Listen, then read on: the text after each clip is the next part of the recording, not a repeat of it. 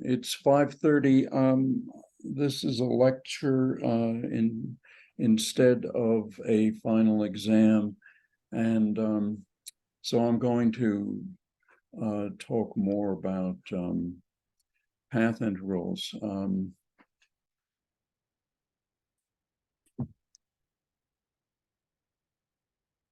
But let me open up a chat window here, and if people would rather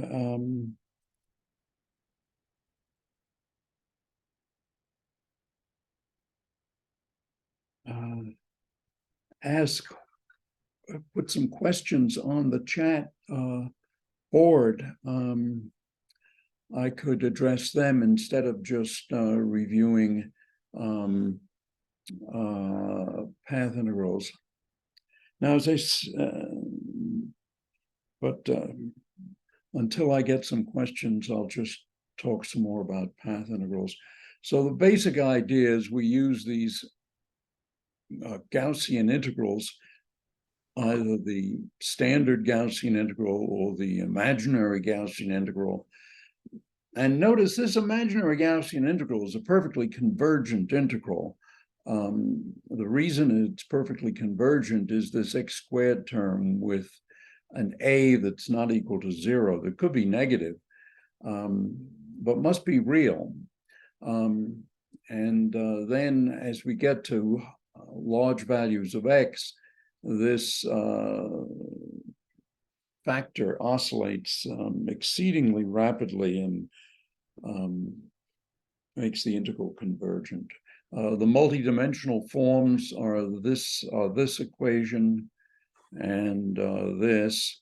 And then the other trick is this Trotter product formula, which is intuitively clear. The left-hand side is symmetric in A and B, and so is the right-hand side.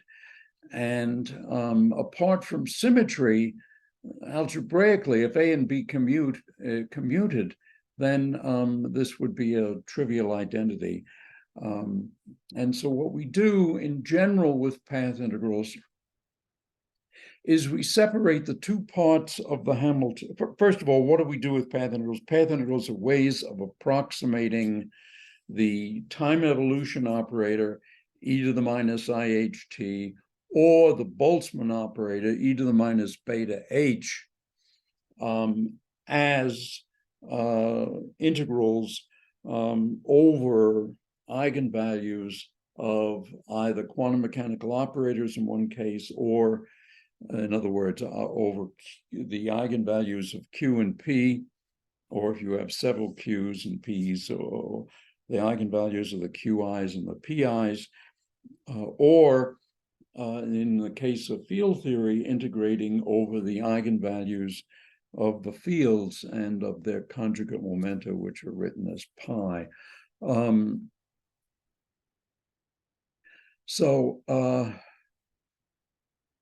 So that's basically what path integrals are for or do. And the utility of them is that they make the quantum theory, they relate the quantum theory to the classical theory in a direct way.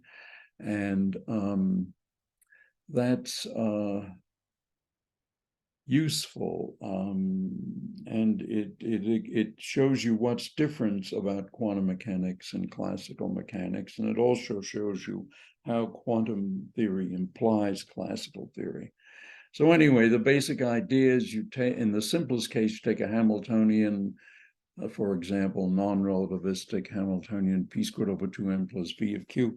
And let me say that this is actually the model that most people, most physicists have in mind when they talk about quantum field theory.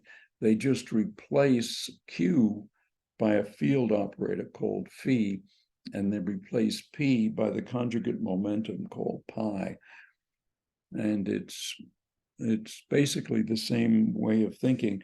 This is actually too bad, even though I'm actually following it. And the reason I say it's too bad is that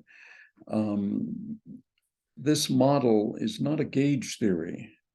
And what we have in the standard model, and for that matter in general relativity, is theories with local symmetries. All right, anyway, to go back to the simplest path integral, you have a kinetic energy term and a momentum term. I mean, potential energy, kinetic energy term and a potential energy term. And these two things don't commute because P and Q don't commute. And so what the Trotter product formula does is it allows us to write these operators in which K and V don't commute, because this is the momentum, this is like P squared over 2M, and V is like V of Q. We're able to write them as this crazy product, but then we're going to insert lots of complete sets of states so as to turn this into a multiple integral. And well, the way that happens is we say these are the identity operators. This is the inner product of Q prime with P prime. If we let little k be the kinetic energy divided by h bar and little v be the potential divided by h bar, then the time evolution operator looks like this, and Trotter tells us to write it this way, where you have a gazillion terms. Oh, I actually, right, there's an actual mistake here. This thing is actually a mistake, because you see what I left, oh, there, I'm sorry, it's not a mistake because I have epsilon as 1 over n. Okay. So that's good. Epsilon is 1 over n. So we write it this way as Trotter told us to write it. And then we take, in particular, we compute one little factor. In other words, we look at the first pair of terms, and we take the Q1 QA matrix element of that. And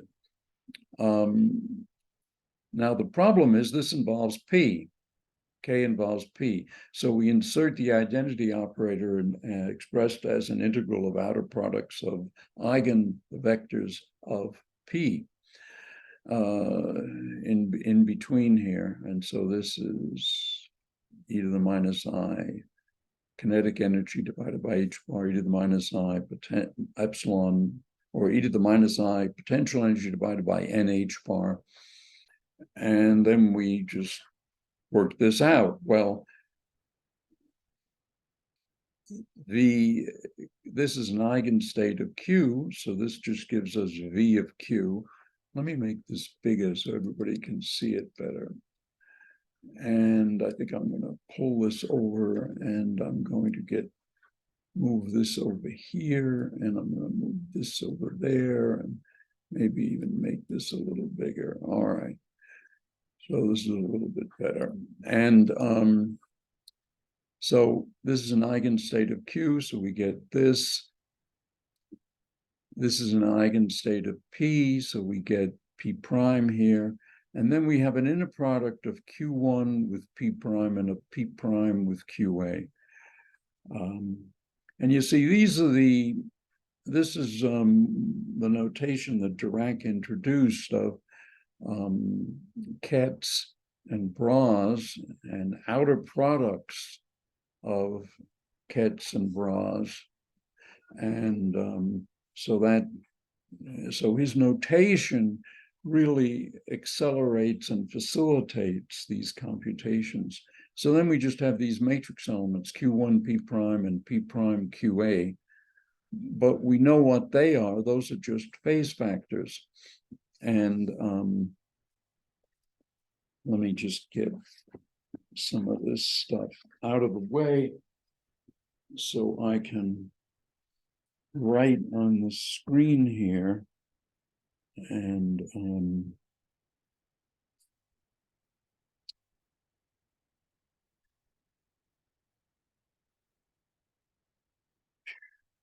So let's see if I can, no, I can't write immediately. So the trick is I put the pencil back, I tap to connect, and then I go over here, and then maybe I pick blue and draw a line. And so you see, we have these phase factors like that. And so this term here, Q1 P prime, is e to the I Q1 P prime over H bar, and then we have to divide by this annoying square root of 2 pi H bar. And this is a stupid way of writing 2 pi H bar. 2 pi H bar is just Planck's constant. In other words, this is actually e to the I Q1 P prime over H bar divided by the square root of H. And this other inner product here is P prime Q sub A. So this is e to the minus I QA P prime over H bar divided by square root of H. And so the product of these two is Q1 P prime QA. So this is going to be 2 pi H bar, to go back to the standard way of writing things, e to the I P prime Q1 minus QA over H bar. You can see how, why it is that people like natural units. We wouldn't have to write these stupid factors of H bar all the time if we were using natural units. So, oh God. So that gets us to this stage here. And then what do we do? Well, we're integrating over P prime, so we can pull this term outside the integral, and we have left what is a standard Gaussian, the imaginary Gaussian integral that we talked about at the beginning of the hour. And this integral then gives us, if we just rewrite it carefully and compare with this equation 20.1, we see it's exactly equal to this. And so altogether then, this little piece of the Trotter product formula, God, why couldn't it get a simple name like Jones or something? Anyway, is a square root term and then a factor. Now, the thing to notice about this factor is that this factor is a little bit of action, because this is a little bit of kinetic energy, this is a little bit of potential energy, one minus the other, that's action. Remember, action is an integral of kinetic energy minus potential energy dt. And T, what's playing the role of T is epsilon, which is 1 over n. You might say, well, what is this Q dot A? Well, that's this thing that's appeared here. In other words, Q1 minus QA, Q1 minus QA, I'm writing as epsilon times QA dot. And so what we, and so that's the sense, that's where QA dot comes in. So this is sort of a suggestive notation that in time 1 over n, we go from QA to Q1. Now, of course, we're actually integrating over all Q1. And so sometimes this distance is huge. And if this distance is huge, then despite the fact we have 1 over n here, this is well, because we have a factor 1 over n, this QA dot is huge, because QA dot, Q sub A dot is equal to n times Q1 minus QA. So this can be and often is huge. And that's what is meant by this sentence. In this integral, the momenta that are important are very high, being of order, which diverges. Nonetheless, the integral converges. That's actually a sentence that I stole from Feynman's book on path integrals, the Feynman-Hibbs book on path integrals, which, if you're interested, I recommend. Feynman is always a wonderful Feynman's books and writings and articles were always good to read. The only disadvantage they have is that he's so smart and imaginative. And one has the same disadvantage with Weinberg, or a similar one with Weinberg. In the case of Feynman, he can think of so many different ways to do every different problem that when you read him, you're learning 10 or 12 different approaches to physics, because he approaches physics from, he sort of converges from all directions on a given problem, and that can be confusing.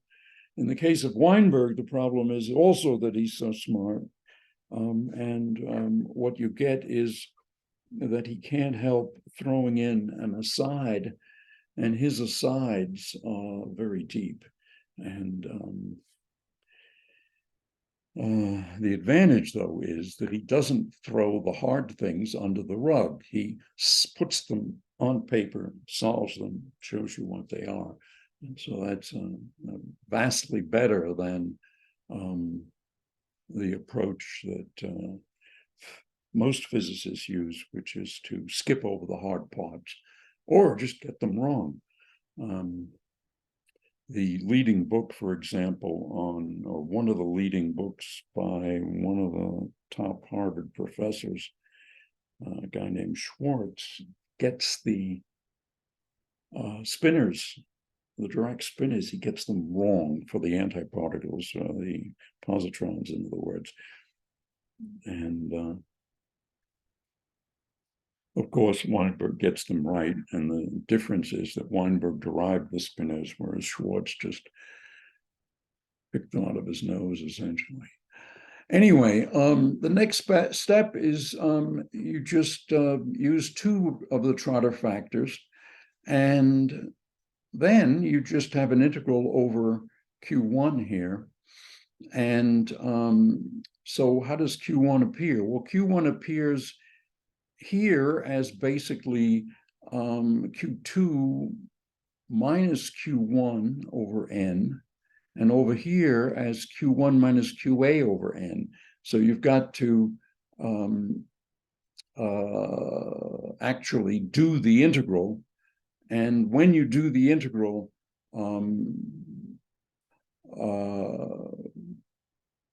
when you do this whole integral, what you get is this. Now that I think about it, this integral hasn't been done, so I kind of got ahead of myself. And you see, we already know what this is, and we know what this is. We just use the same formula, so we get two factors here. And so if we can put in n of them immediately, and we just get n factors. And so we just get a sum of all these things. But this is just, in other words, what we have here is S is equal to an integral, well, a prefactor, and this is the prefactor, and it's exp of I times basically 1 over n h bar, and then a sum of all these terms, m qj dot squared over 2. Whoops, hold on, let me get rid of that.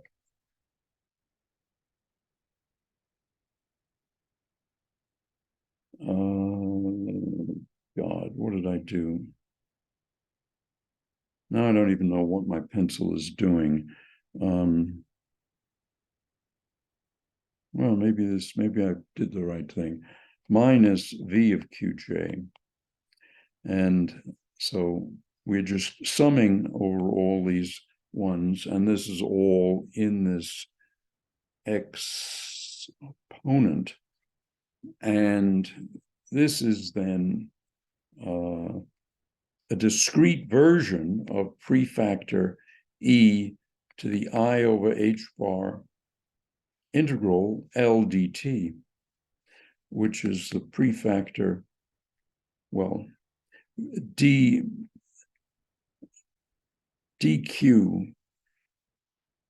And so this is e integral e to the I s over h bar dq.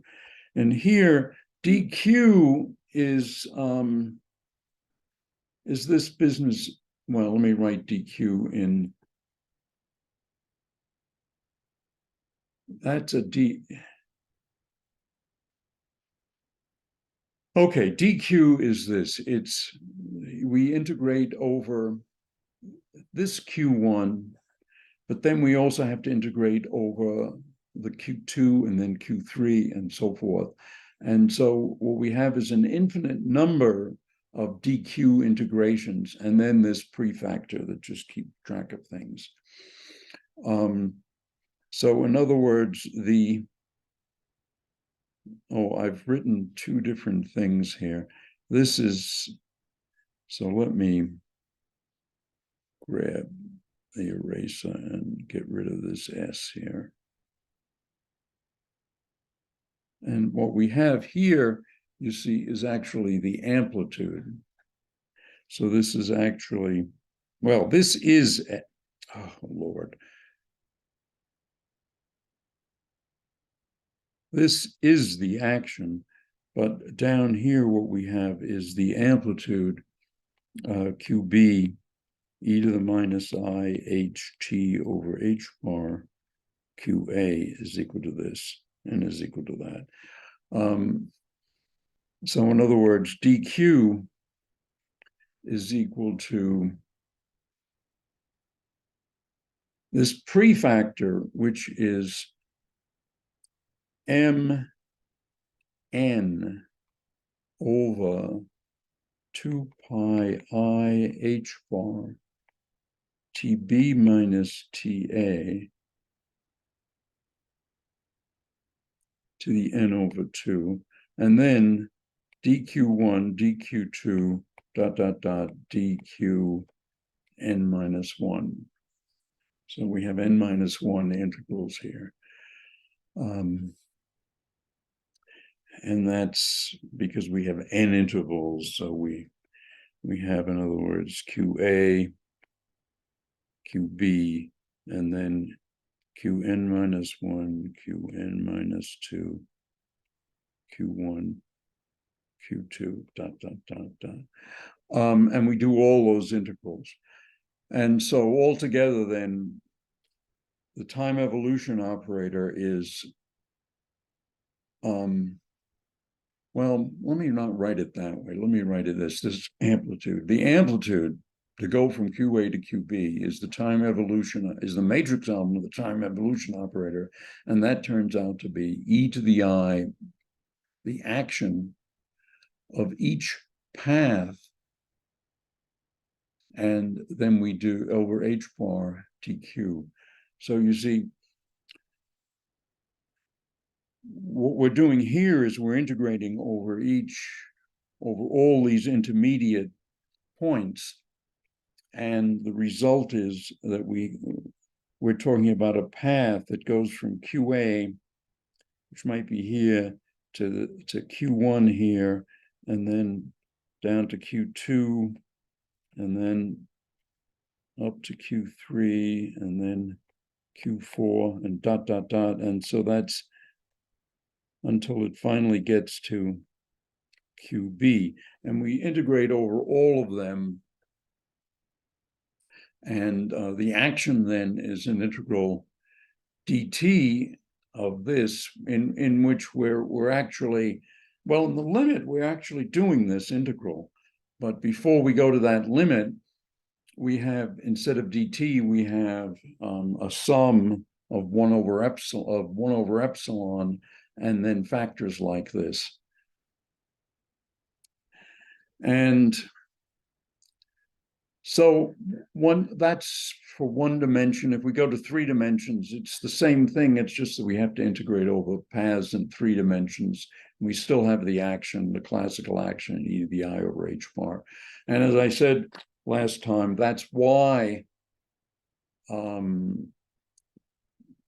classical mechanics obeys the principle of stationary action. It's that for a macroscopic process, all right, so let's consider a macroscopic process. So we're going to go from, let me put QA on the left. We're going to go from QA to QB in some time t. Now, in non-relativistic physics, we can always do that. We can say, well, we can just take a path where t prime is going to be t prime over t, QB minus QA plus QA. So at time t prime, we can say the position is going to be, here, let me write this as Q of t prime. It's going to be QA, the starting point, plus t prime over t times the difference. And no matter what QA and QB are, this is a path.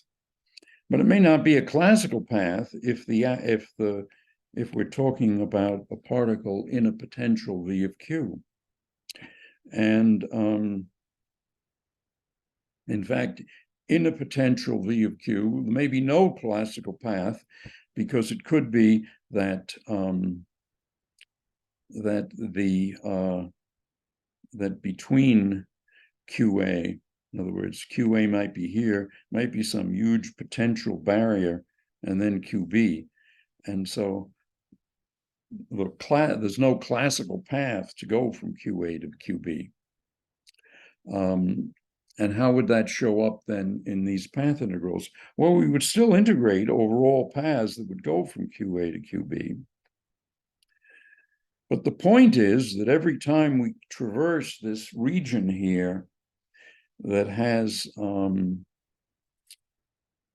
me just go to, hold on, I want to get a different color here.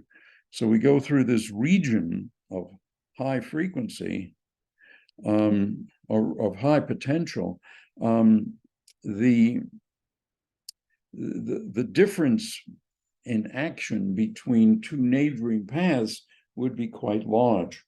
Whereas if there's a classical, if we have a situation where the, let's say the potential is moderate, and we can actually go from QA to QB by some path that looks maybe like this, then there'll be adjacent paths that will have almost the same action, because the classical path is a path that has almost the same, that is in which the action is stationary, which means that it's a path such that if you change the path by epsilon, the action changes only by epsilon squared. And so when you form the path integral, you have an integral e to the I over h bar s dq. And so this amplitude QA to QB, factor out in front, because what one normally does in notation is absorb this phase factor into dq. In fact, that's what I did do. So let me remove it. So what does this say? This says that this amplitude, if there's a classical path, this amplitude will be big or considerable. At least it won't be zero. because there'll be if there's a path of stationary action between QA and QB. And so that means you can get from, that means if you start at QA, in this situation with this potential, the particle will go from QA to QB with a certain probability, a significant probability, because there is a stationary path. And in fact, not only will that, is it possible for the particle to do that, but the particle must do that, because this is an absolutely dominant contribution. It's an infinitely many copies of the same phase factor. And that's just a unimodular phase factor. Now it's multiplied by a prefactor, but it still gives you, it means that the probability to go from QA to QB is unity. And if you try to go to something else, you're going to get zero. So that's how the path integral implies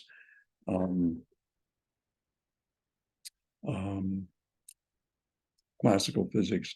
It also gives you back quantum mechanics for the simple cases where you can do the path integral easily. As I said, the path integral is great conceptually, but in general, it's very hard to evaluate the path integrals. And the exceptions are, for example, a free particle, and then path integrals for quadratic actions, and so forth. The thing I left out last time was that, or let's look at a quadratic action. So the action looks like this, and the point is that V, when we expand it, these terms V triple prime, V four primes, they both vanish. But if we look at the linear term, well, the linear term is this one and that one.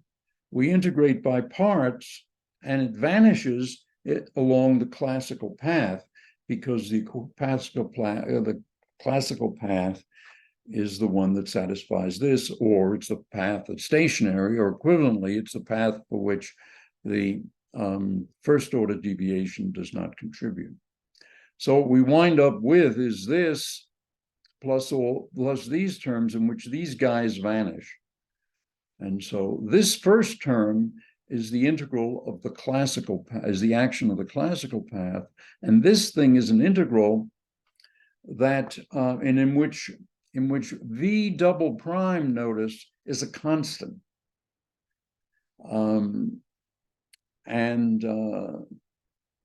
So it's independent of the classical path. I should probably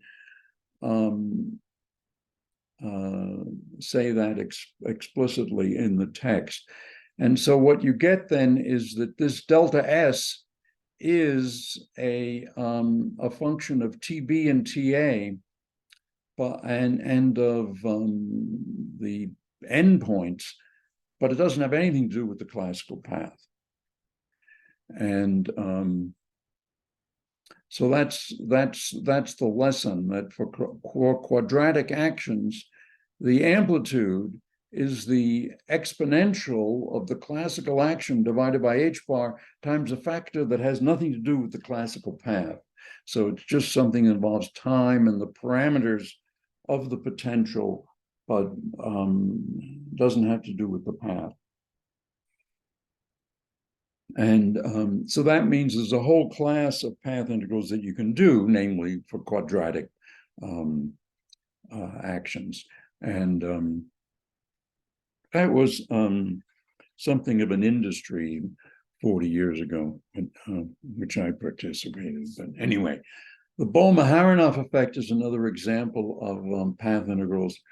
The action in this case is the kinetic energy, and then the standard form, which is an integral of E over C. I think it's E over C. I don't see a 1 over C here. Well, let me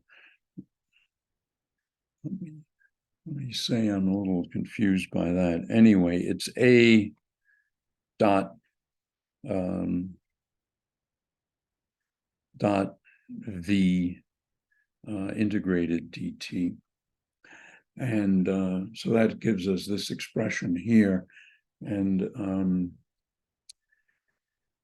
then if we work that out, then what is the difference if you have a solenoid with B and you have, say, a particle goes around the solenoid, which is the difference then of the particle going this way or the particle going that way. The difference of the two is the integral once around the solenoid.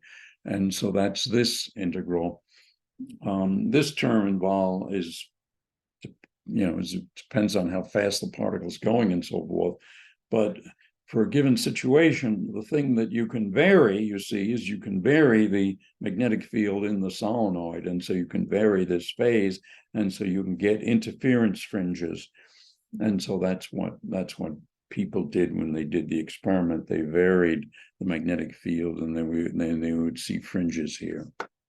Or they would see the intensity, the number of particles going to a particular point would vary as you vary the magnetic field in there.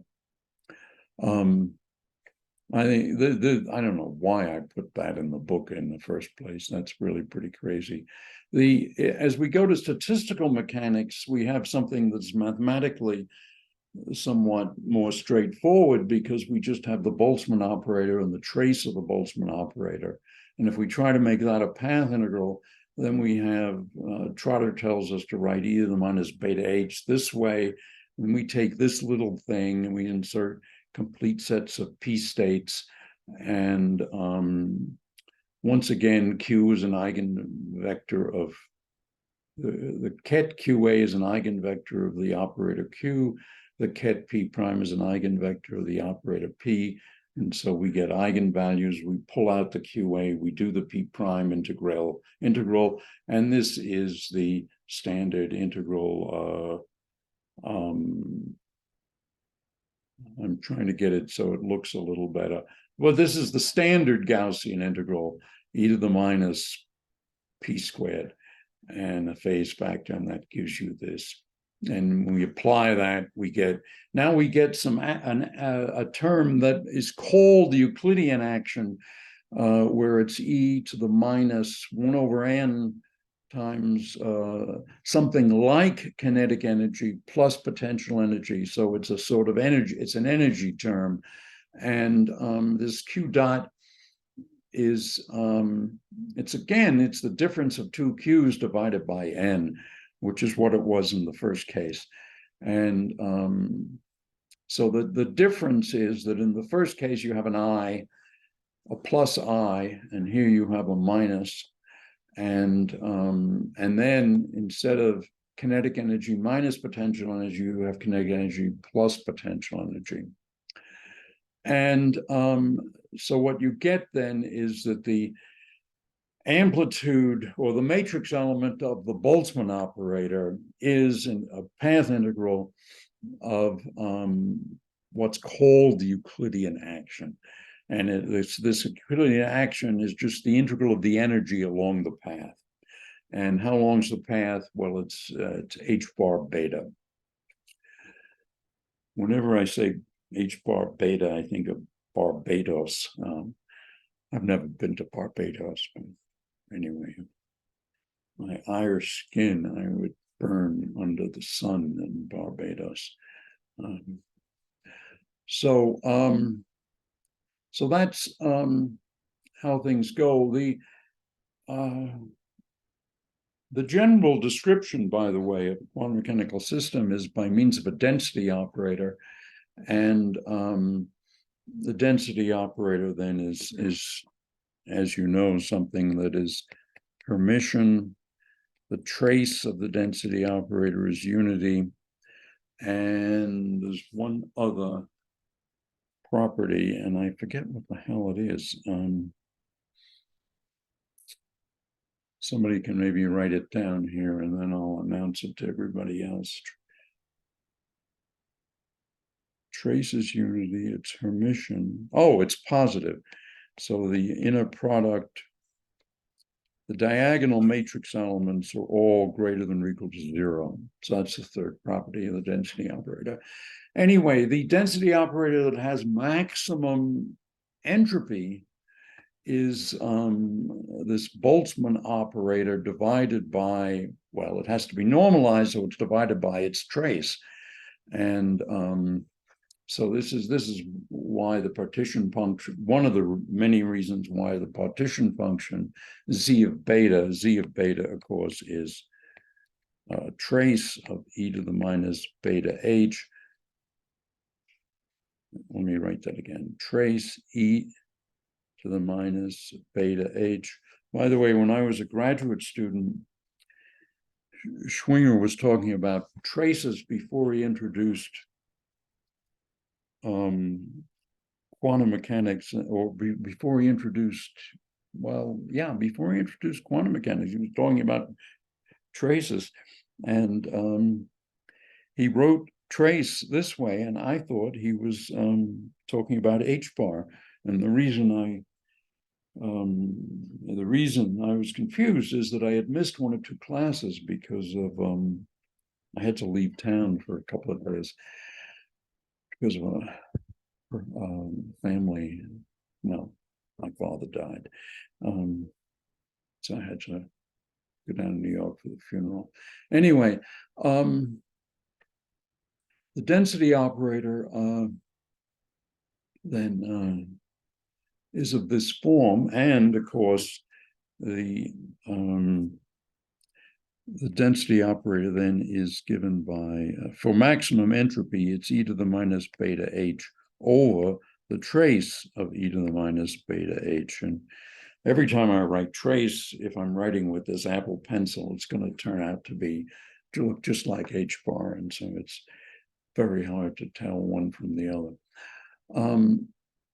What one gets then is for z of beta is you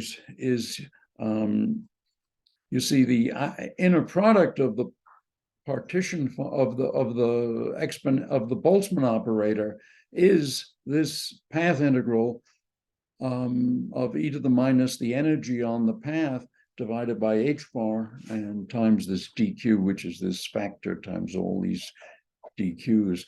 And so we say Boltzmann, and so then the Boltzmann operators, you set b equal to a and you integrate over all of them. That's how you do the trace. So the trace of e to the minus beta h is the integral dqa, in this case, of qa e to the minus beta h qa. And I'll write that as trace e to the minus beta h. So there I've written trace, so it doesn't look like h bar. These things are called Euclidean path integrals. And one can compute what the density operator is for a free particle from the path integral, and of course one gets the right answer, but it's not so easy to do.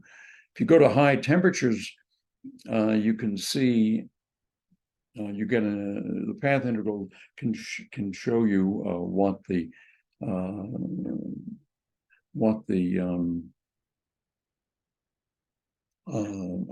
it is approximately, and namely t to the 3/2 for a particle in three-dimensional space. And of course, if you have a quadratic action, then what you get here is you're going to get that e to the minus beta h is going to be e to the minus the Euclidean action over h bar times a factor that doesn't have anything to do with the path. And so here's some stuff for the Euclidean, for the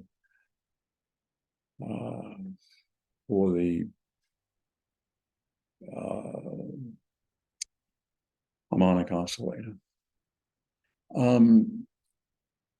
In the Heisenberg picture, or equivalently, just never mind, I don't like these pictures actually. The position operator at time t is given by this expression here. And by analogy, the Euclidean position operator at a value of h bar beta equal to u is e to the minus uh over h bar. And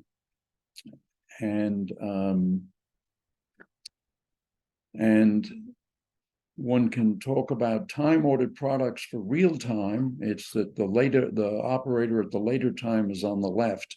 So that's the time, that's in the sense of time ordering. Q of later time times Q of earlier time. And one does the same thing for time replaced by h bar beta. Remember, beta is 1 over kt. So it's h bar over kt.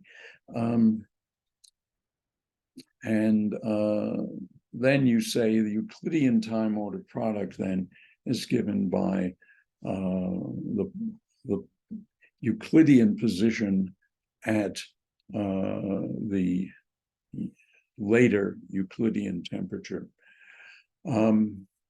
Anyway, you can go through all this, and one gets a formalism that's that looks very much like the path integral in ordinary time. And the advantage is that you're able to develop formulas for e to the minus beta h, formulas that are path integral formulas for e to the minus beta h. And then what you can do, if you can do these path integrals, you can then learn something about e to the minus beta h. And in particular, if you, this goes to a projection operator on the ground state as beta goes to infinity. So in other words, e to the minus beta h is, well, you just multiply by the identity operator. So you have e to the minus beta h times I. That's e to the minus beta h times the sum over all energy eigenstates, outer products of these energy eigenstates. And this then is the sum over n en e to the minus beta en. And now, as beta goes to infinity, or t goes to 0, e to the minus beta h then goes to E0, e to the minus beta E0, E0. And so that means that you're exploring the vacuum. And you might say, well, that's pretty trivial, exploring the vacuum. There's nothing there. We understand that completely. Well, it's not really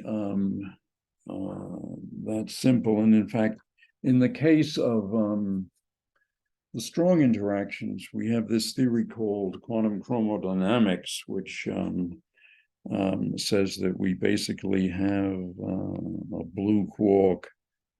And here, hold on, I'm trying to get some colors going here. And then we have another quark zooming along, and it could exchange a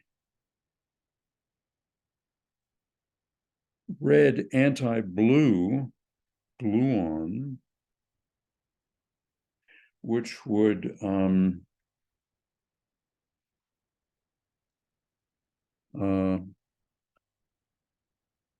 cause an interaction between two quarks. And so this is a gluon going across.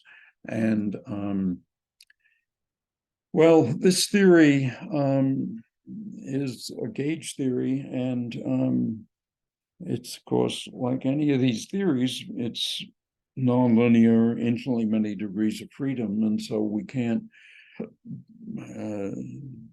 We have a lot of trouble trying to solve the equations, and so in the case in which the coupling constant is small, then of course we can use perturbation theory. But in the case of quantum chromodynamics, the interactions are strong, and so